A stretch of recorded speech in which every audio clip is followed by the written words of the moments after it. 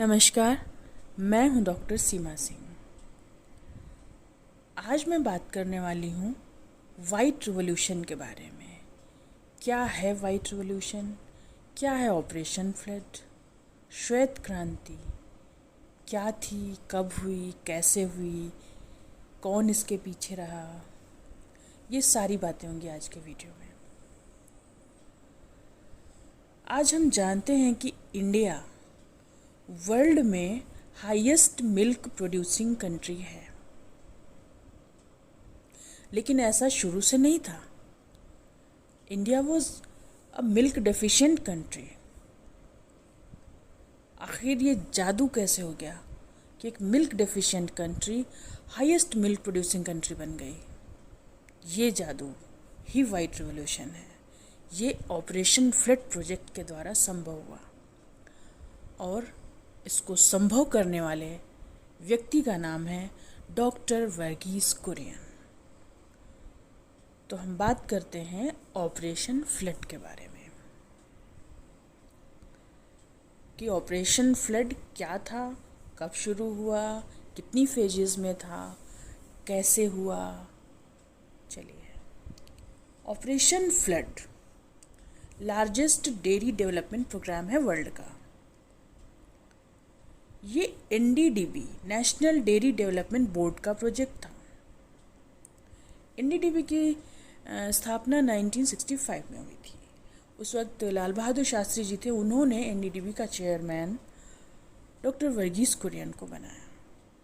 Varghese Kurien was a mechanical engineer, लेकिन उन्होंने dairy development में बहुत ही सराहनीय योगदान दिया है। उनके बिना शायद ये संभव ही नहीं हो सकता था। उनके प्रयासों से ही मिल्क डेफिशिएंट कंट्री वर्ल्ड की हाईएस्ट मिल्क प्रोड्यूसिंग कंट्री बन सकी। इस ऑपरेशन फ्लड प्रोजेक्ट में काफ़ी कुछ डेवलपमेंट्स हुए, काफ़ी कुछ न्यू टेक्नोलॉजीज़ आई, काफ़ी कुछ नया हुआ। ऑपरेशन फ्लड, इससे इंडिया में जो मिल्क अवेलेबिलिटी थी पर कैपिटा 30 इयर्स में ये डबल हो गई। इस ऑपरेशन फ्लड की वजह से ही वाइट रिवॉल्यूशन हुआ।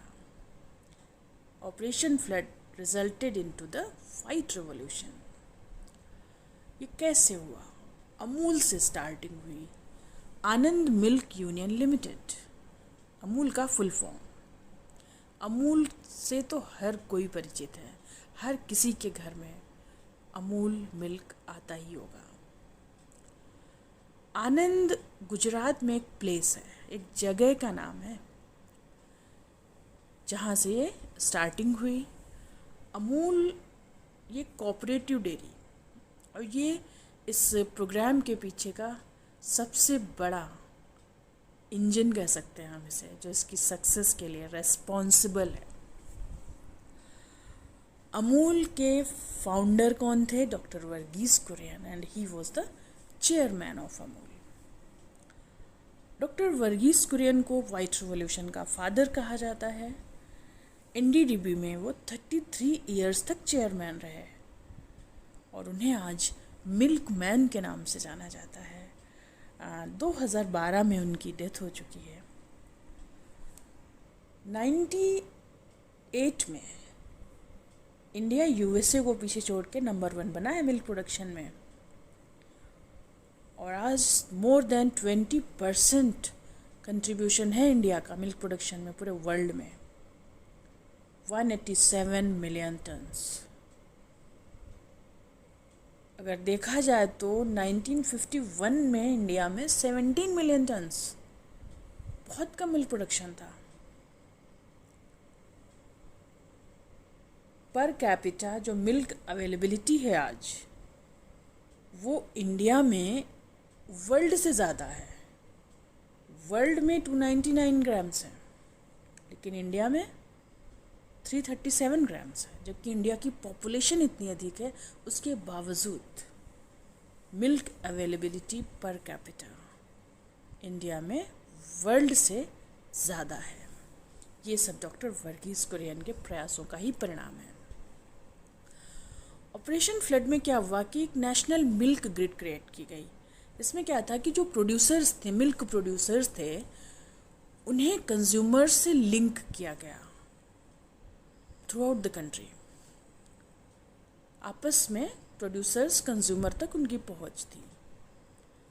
और क्या हुआ, इसमें जो प्राइस वेरिएशन होता था अलग अलग जगहों पे, अलग अलग कीमतें, वो कम हुई बल्कि ख़त्म हुई, और मिडिल मैन बीच में नहीं बचा कोई। इससे क्या हुआ, प्रोड्यूसर्स को उनके प्रॉफिट का एक बड़ा शेयर मिलने लगा। अब इस ऑपरेशन फ्लड के ऑब्जेक्टिव्स क्या थे? पहला ऑब्जेक्टिव तो यही था कि मिल्क प्रोडक्शन इंक्रीज हो। दूसरा क्या था, क्योंकि India was a poor country at that time, तो रूरल इनकम कैसे बढ़ाई जाए। एक तो एग्रीकल्चर थी, और other than agriculture rural income बढ़ाने का यही सोर्स था डेयरी डेवलपमेंट, क्योंकि सभी घरों में पशु तो पाले ही जाते थे। तीसरी बात क्या थी कि कंज्यूमर्स को फेयर प्राइसेस में मिल्क मिल सके। रूरल फार्मर्स की इनकम जब बढ़ेगी तो पॉवर्टी घटेगी। ये सब ऑब्जेक्टिव्स थे ऑपरेशन फ्लड के, और सारे ऑब्जेक्टिव्स अचीव किए जा चुके हैं। इसका इम्प्लीमेंटेशन 3 फेजेस में हुआ। फर्स्ट फेज थी 1970 टू 1980। इस फेज में ऑपरेशन फ्लड में जो इंडिया के प्रीमियर मिल्क शेड्स थे वो लिंक हुए कंज्यूमर से मेट्रोपॉलिटन सिटीज़ में। Metro cities Delhi, Mumbai, Kolkata and Chennai. इन्हीं मेट्रोपॉलिटन सिटीज़ में मदर डेयरीज भी इस्टेब्लिश की गई। तो फर्स्ट फेज़ में जो मेन बातें थी ये थी। बाकी जो बेसिक डेवलपमेंट्स थे वो सारे हुए, क्योंकि ये कोऑपरेटिव डेयरी डेवलपमेंट था। फेज़ 2 जो थी इसकी वो 1981 से 1985 के बीच में थी। मिल्क शेड्स की संख्या बढ़ी, मिल्क आउटलेट्स का एक्सपेंशन हुआ। 1985 के एंड तक अगर देखा जाए तो 43,000 विलेज कोऑपरेटिव्स इसमें कवर हो चुके थे, और 42,50,000 मिल्क प्रोड्यूसर्स इसके अंडर काम कर रहे थे। मिल्क मार्केटिंग जो थी प्रोड्यूसर्स कोऑपरेटिव्स द्वारा, वो पर डे बहुत तेज़ी से बढ़ रही थी, several million litres per day.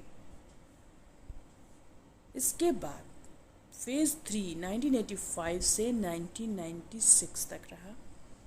Operation flood की ये जो लास्ट फेज़ थी, इसमें क्या था कि बेसिक स्ट्रक्चर, बेसिक वर्क सारा हो रहा था, लेकिन अब ज़रूरत थी कि उसको स्ट्रेंथन किया जाए, इंफ्रास्ट्रक्चर को स्ट्रेंथन किया जाए, क्योंकि जो मिल्क वॉल्यूम था वो बढ़ रहा था तेज़ी से। तो उसका प्रोक्योरमेंट, उसकी मार्केटिंग, इस सब के लिए इंफ्रास्ट्रक्चर की ज़रूरत थी, जिसे डेवलप किया जाए और स्ट्रेंथन किया जाए। इसके अतिरिक्त veterinary, first aid, health care services, इस सब पे वर्क किया गया कि इन्हें डेवलप किया जाए। फीड पे वर्क हुआ।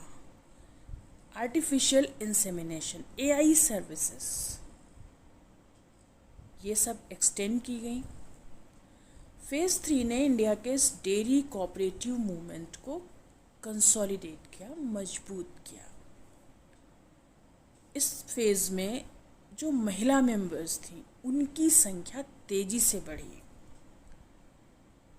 और इस फेज़ में क्या हुआ, एनिमल हेल्थ एंड न्यूट्रिशन पे research and development, R&D work हुआ। रिसर्च एंड डेवलपमेंट पे काफ़ी जोर दिया गया। तो ये सारी चीज़ें फेज़ 3 में हुई।